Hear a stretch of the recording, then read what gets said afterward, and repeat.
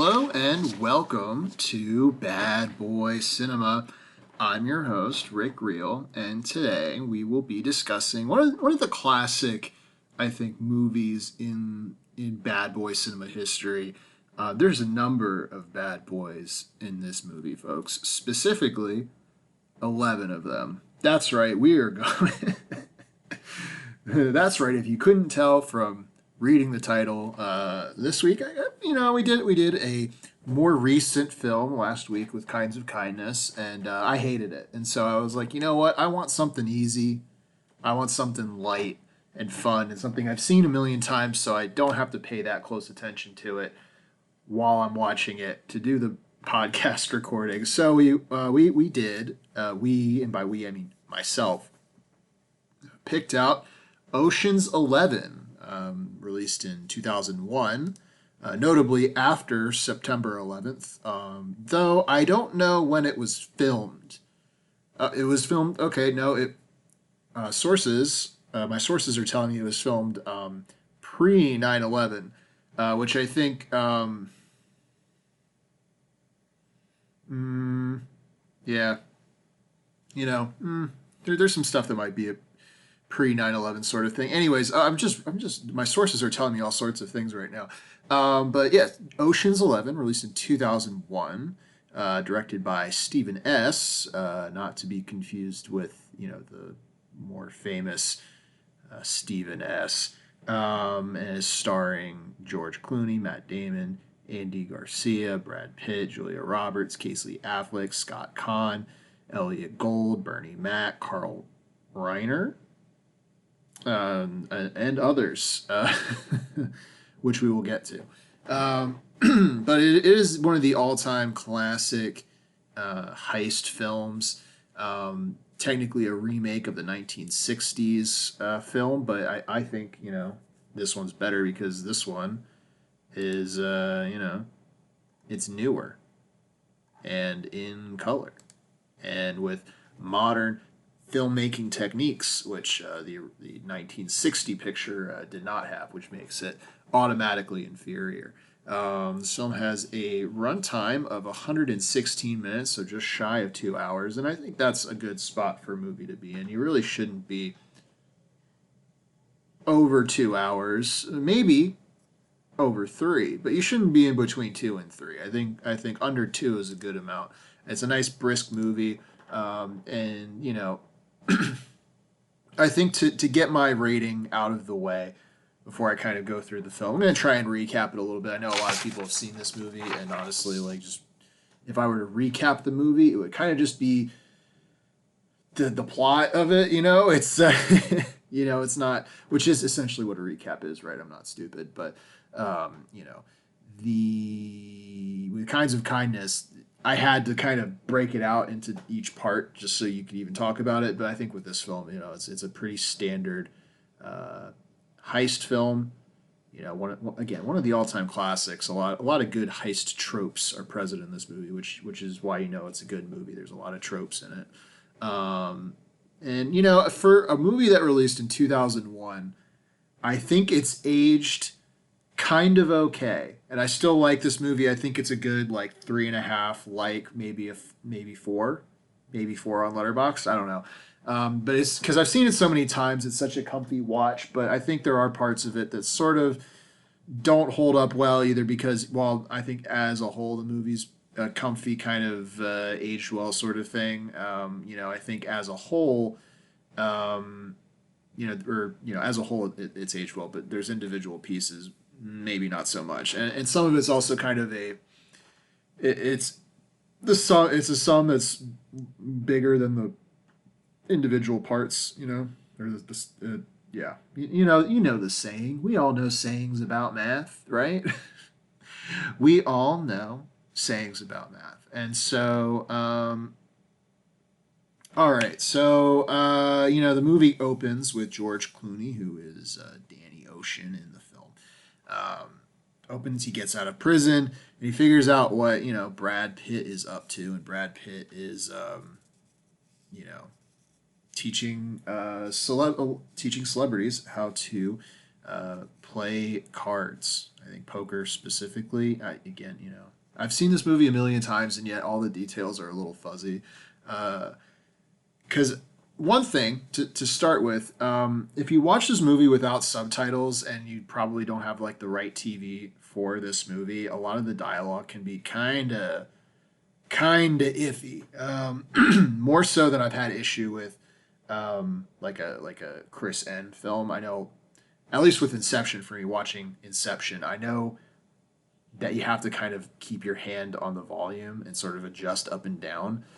But the way the audio is mixed in Ocean's 11, it's like the dialogue is never going to be where you want it to be, or it's just like a little muffled. And I don't know if that's on purpose or if it's just kind of a goof. But I could say that yes, it makes the movie a little harder to listen to, especially if you're not watching it directly because you're working on something else and you're just having a movie on in the background so you can do the episode of the podcast, because you got to do the episode of the podcast. We're not going to miss an episode of the podcast. But also, it kind of it's I don't know, it adds like a sense of realism to the whole thing that I can kind of get behind, even if objectively you should probably, it'd be better to hear the dialogue. It adds a texture to it. It's a very textured film. It's very 2001, in a way that is mostly good. But anyway, so he hangs out with Brad Pitt. Brad Pitt's character, whose name is Rusty Ryan, and according to my sources, his first name is actually Robert, which I don't know if we've ever. I mean, I've seen this movie a million times. Didn't fucking know his name was Robert Ryan. I've only heard Rusty or Rust. So I think that could be like a bit of a little tip of the hat to something. Probably the original movie, maybe. I don't know. I don't know what I'm talking about. I shouldn't have a podcast about movies. But this is from a perspective of somebody who just kind of hangs out, is just kind of watching film and enjoying it for what it is. And I think that's special. I think that's something nice. But he's Rusty Ryan. He's always eating in this movie. Brad Pitt's character is constantly eating. It's very funny. And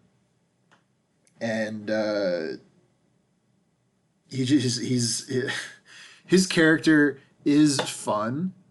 And he's a fun presence in the movie, but I think, and I'll kind of want to break down the whole 11 later, but I also think that his character does not need to exist, like, at all. Like, you could kind of absorb him into George Clooney's character, and then you would have Ocean's 10, which wouldn't sound as good.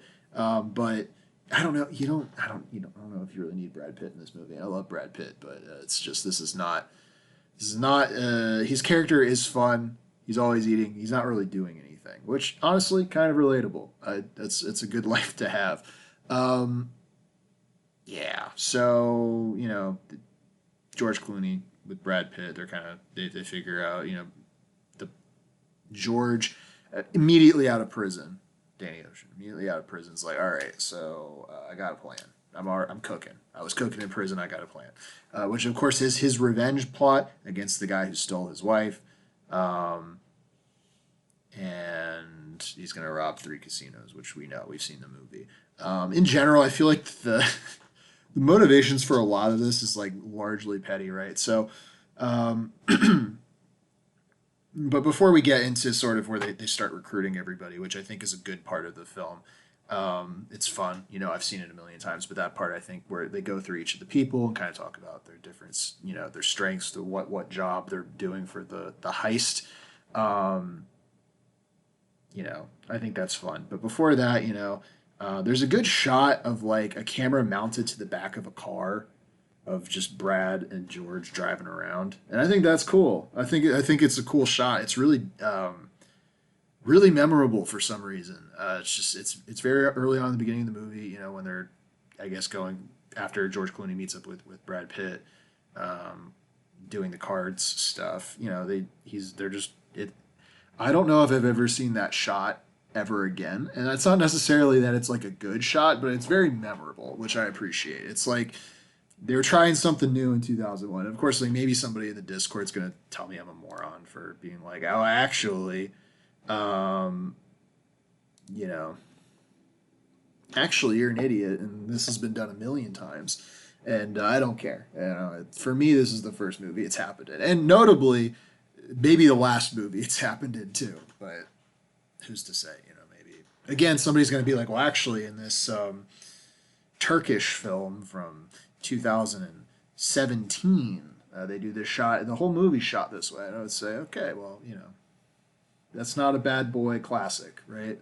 So it's not.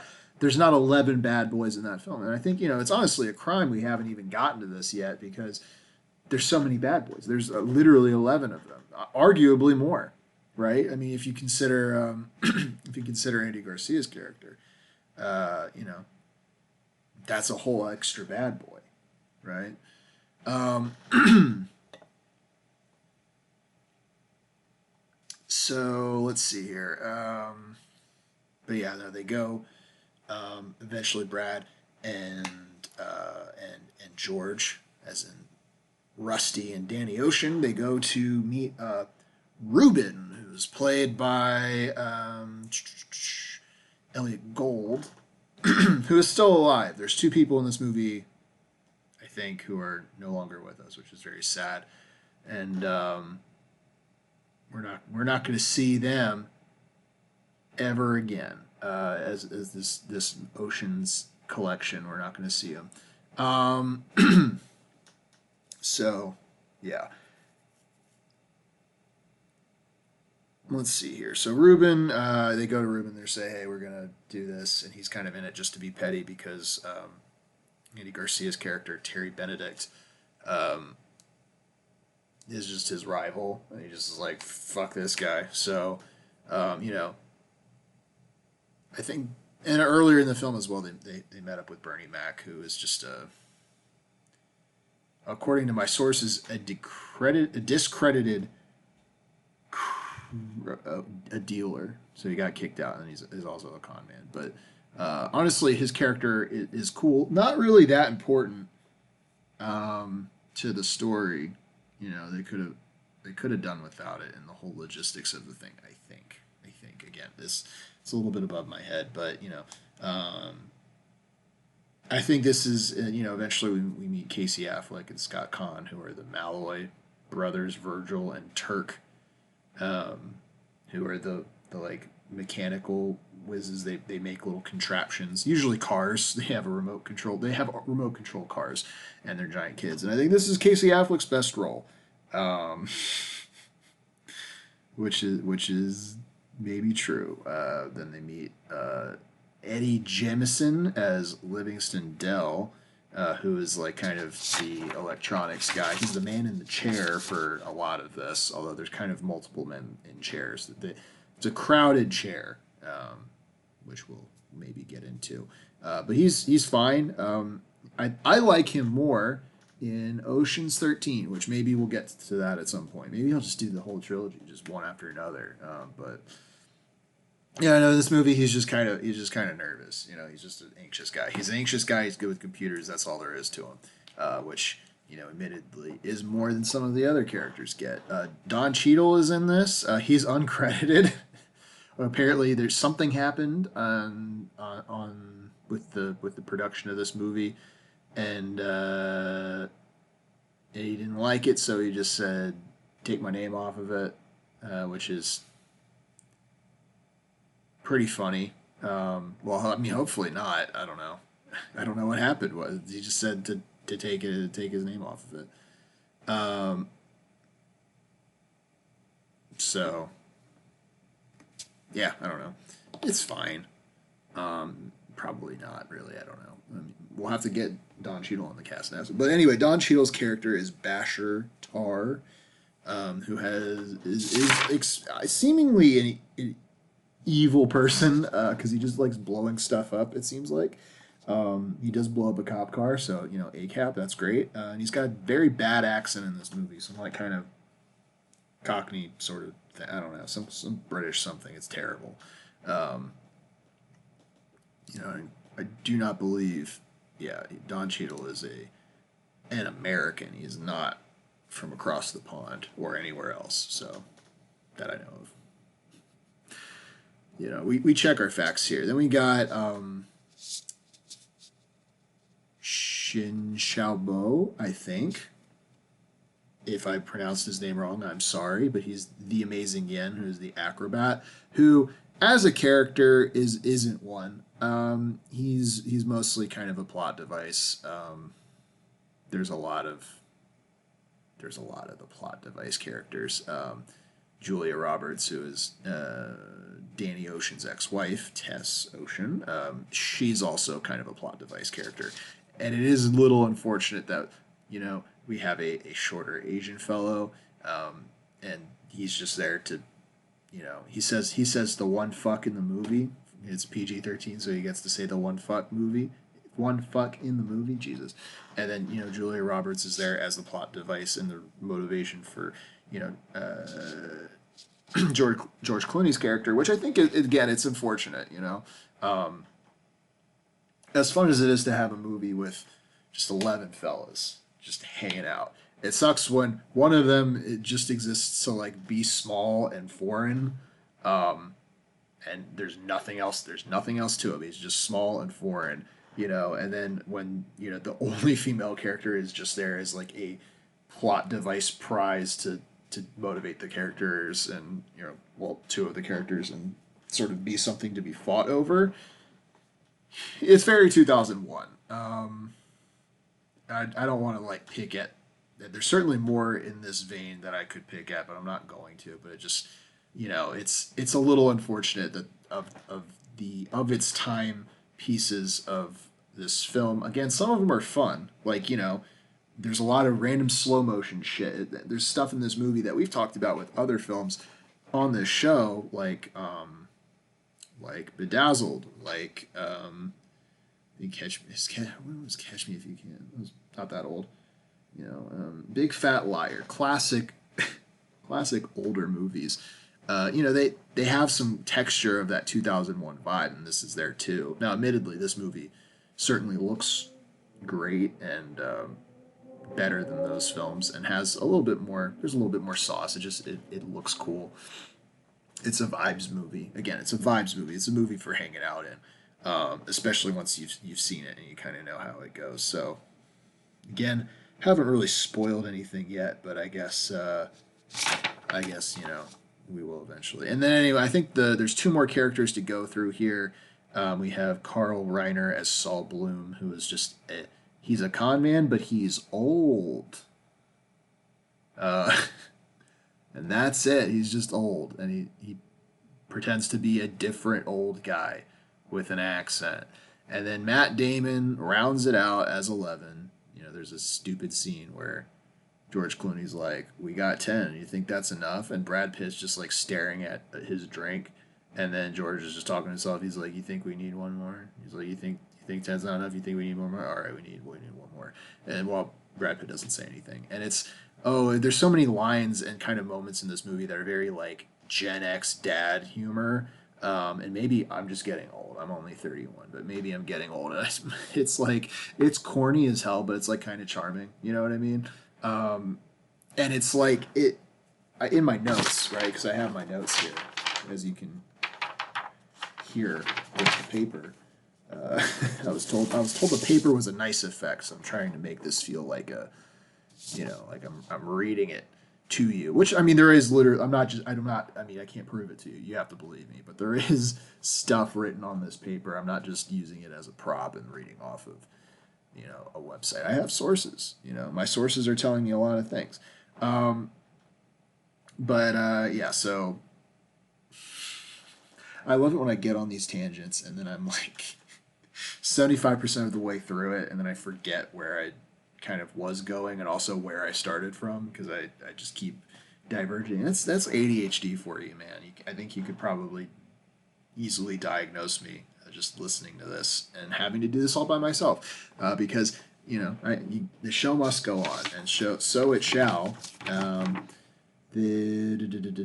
Okay, so yes, Matt Damon's character. Let's just go back to that. I think he's a dweeb in this movie. I don't like Matt Damon in this movie at all. admittedly, I think that's the point. He's the young kid who apparently his dad knows, like, George Clooney and Brad Pitt's characters, I guess, and so they're like, there's that connection. There's this whole like backstory lore for Matt Damon's character to explain like why he's like kind of new and being brought into it and like has to prove himself, which is fine. But on a rewatch, it's like, who gives a shit, you know?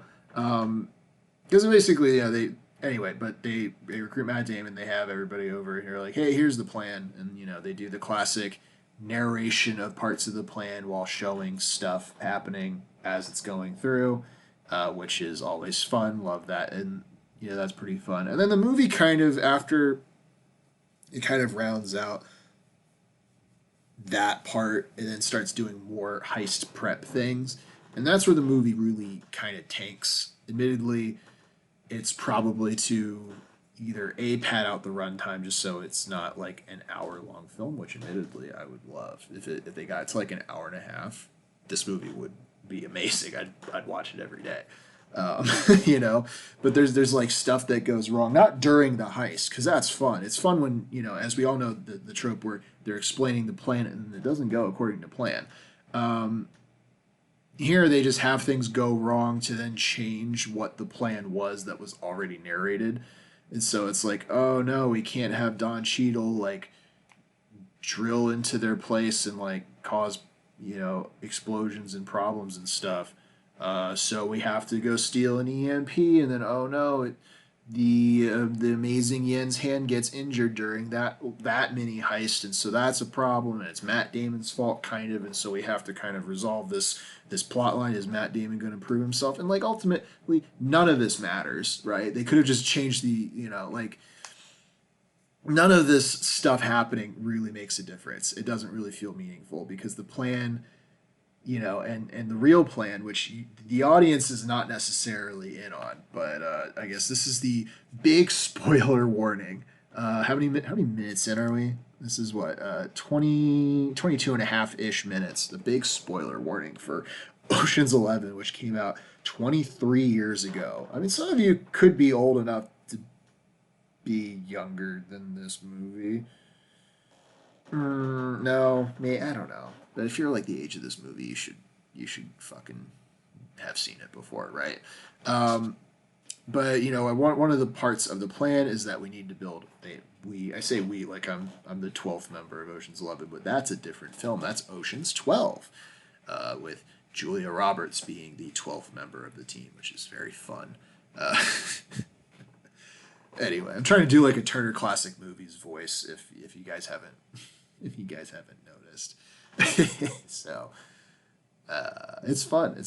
I get why they do the Turner Classic Movies voice. I get why they do it. It's a fun cadence to hang out in. But at one point they're like, hey, we need to build an exact replica of the vault that they're going to steal all the money from. And someone's like, for practice, right? And Danny Ocean's like, something like that.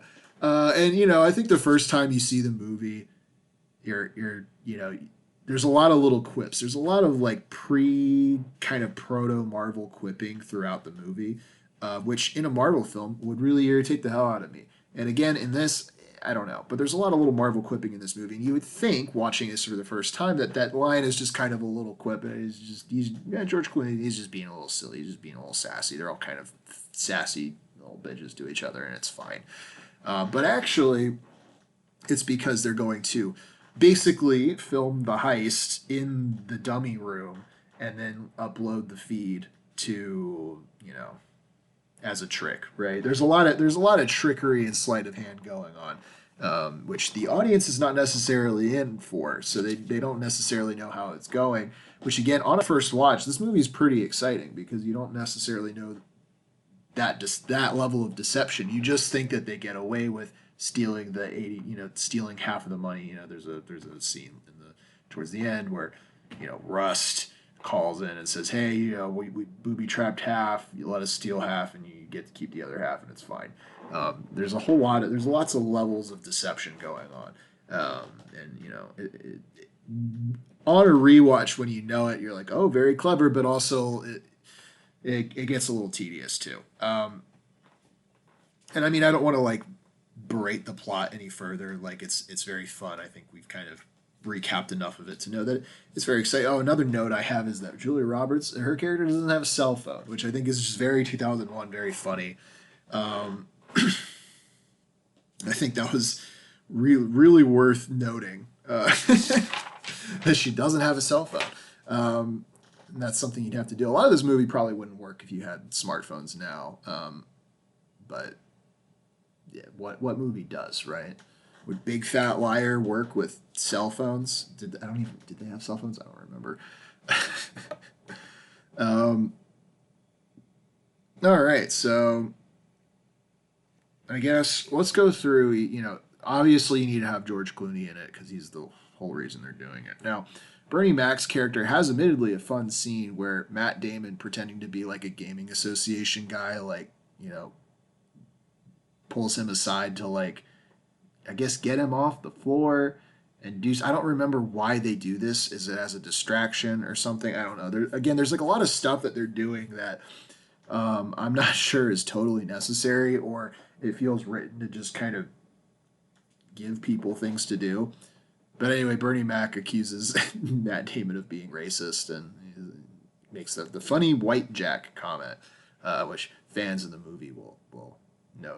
It's a fun line. It's a good one. It always gets a chuckle out of me because it really might as well, in the context of that scene, it really might as well have been white Jack.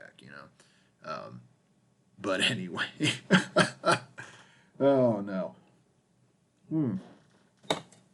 Nothing like a crisp Diet Cola to take the edge off of recording a podcast episode.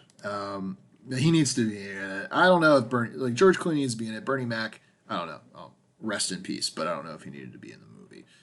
But a welcome presence for sure. Brad Pitt truly does a whole lot of nothing. He's eating or he's like talking to people on the phone.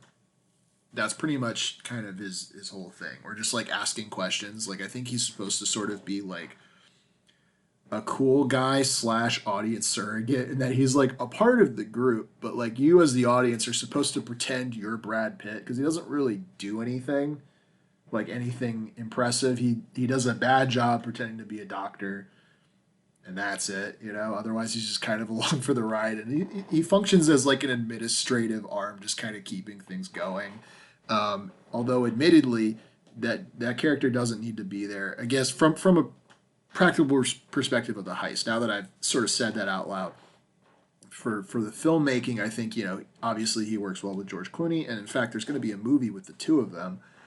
Probably, I think, kind of getting some of the vibe of this film. I'm going to go see it just because I do like their kind of back and forth. It's fun, and I don't remember the name of the movie, but it's like an Apple TV movie that will be in theaters. So check that out in like a month-ish, maybe a month and a half from when and by I mean we, release this episode of Bad Boy Cinema. Let's see. The next is Ruben, who is the financer of the whole operation, and he maybe could take on some administrative roles because he's like, I'm paying for this, but otherwise I don't, he doesn't do anything, which is fine. The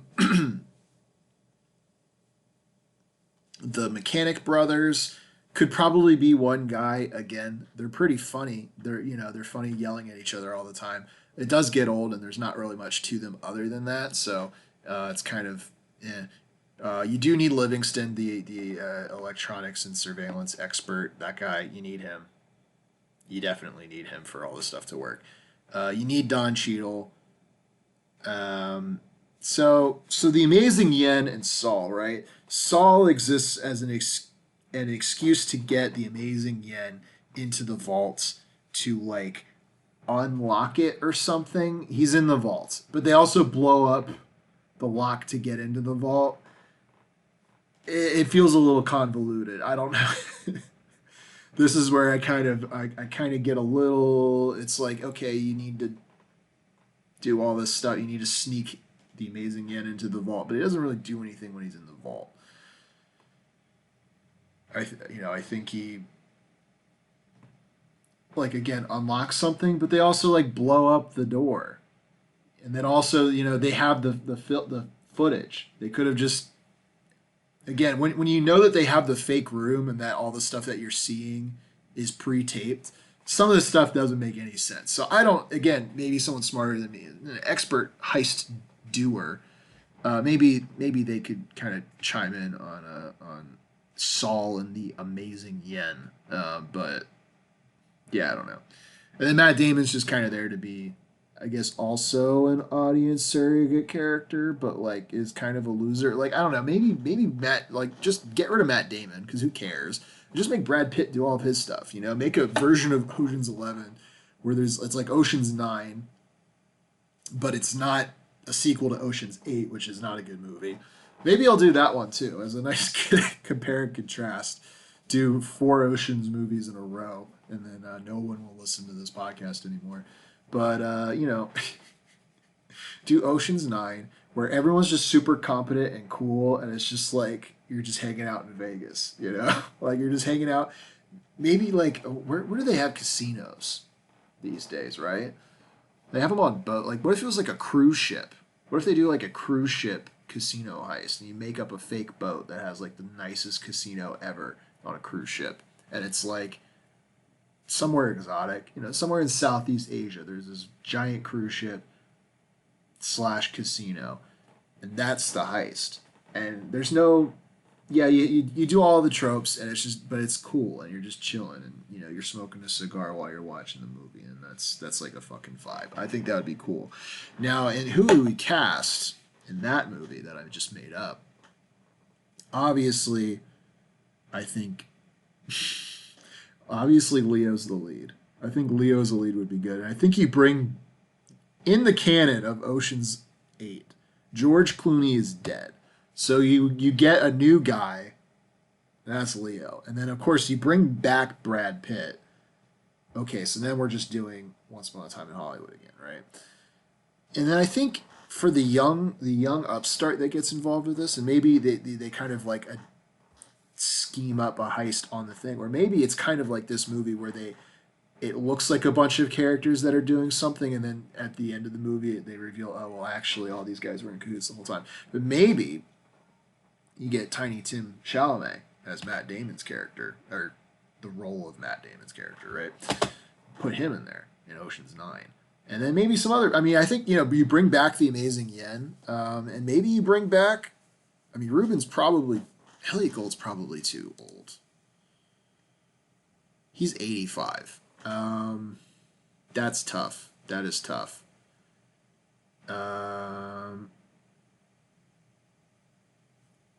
Yeah, I don't know. I don't think we can get Casey Affleck on this project. You can get Livingston back. I don't think you need an explosive a demolitions expert with Don Cheadle's character. So I think he's out. I don't think he does he even want to be in the movie. You know what I mean? Like, I don't know, man. I don't know. I don't know, bruv. Yeah, we're reaching. We are reaching, dude. I gotta pad this out for another like 6 minutes. If we hit the 40-minute mark, I think we're fine. Um, but yeah, that would be my movie. We do it on a casino cruise ship, and then you can have all sorts of kind of fun, high end sort of casino vibes, but with like a little tropical vibe, and it's on a boat, so that adds some unique kind of constraints to the heist. And then, of course, where are you going to take the money off? Right, you're stuck in a boat. You have to get away with the money. I think that adds another element to the heist, which I think would be cool. Again, maybe this movie exists because I don't think I'm particularly bright. So maybe that movie already is made with different people in it. But I think my movie would be good. Just do Once Upon a Time in Hollywood, but it's a heist movie on a boat. and like it's just guys being cool. We don't need, you still have Timothy Chalamet, but he's cool and he's chill. He's down to hang, right? Maybe. And then from Ocean's 8, you bring in Anne Hathaway's character. She gets to be the one girl in this movie. Which, again, I do think it's bad that,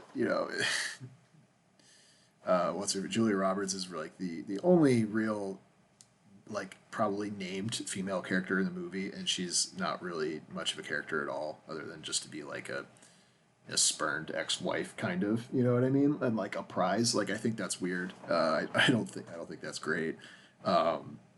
But it's also a movie for the damn fellas, dude. So, I get it, kind of. I don't know. I don't know. But yeah, Ocean's 11. It's a good, comfy kind of vibes-based film. I think it's let's see, how much did it make? Because we usually do that at the beginning. But I kind of sort of talked about what I like and what I don't like about the film. Again, like the twist is fun on the first time.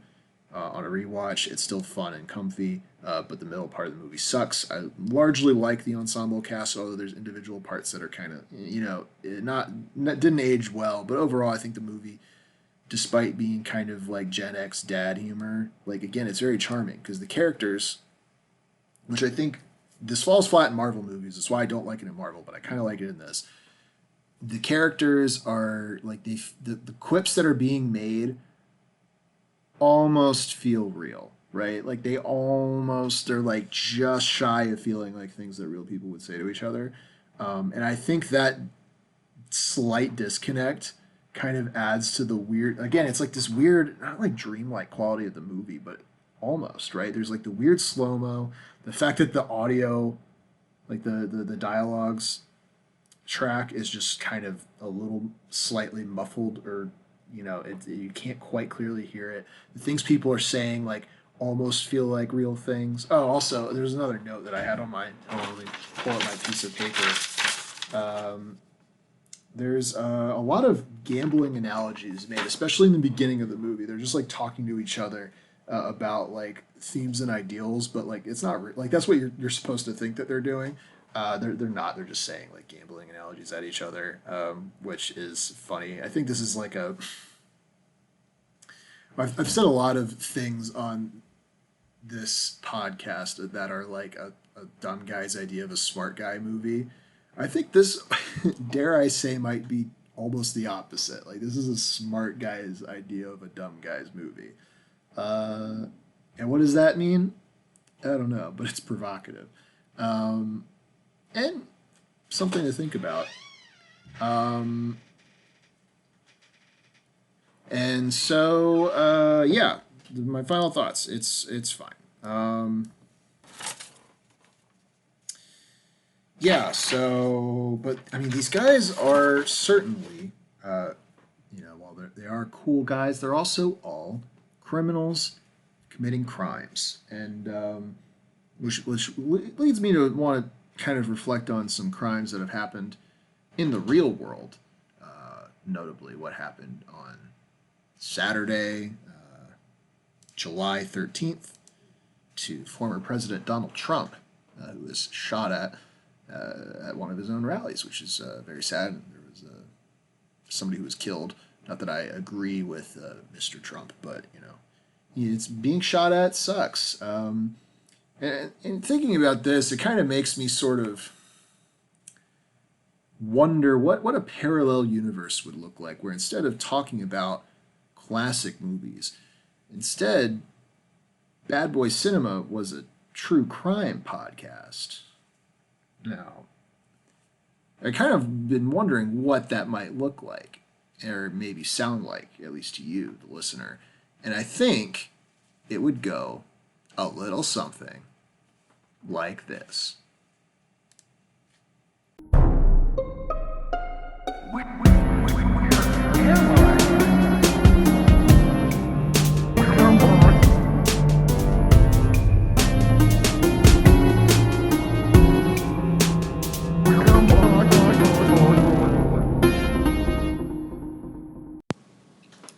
Hello and welcome to Bad Boy Crimes. I'm your host, Rick Real, as in real crime, as in true crime.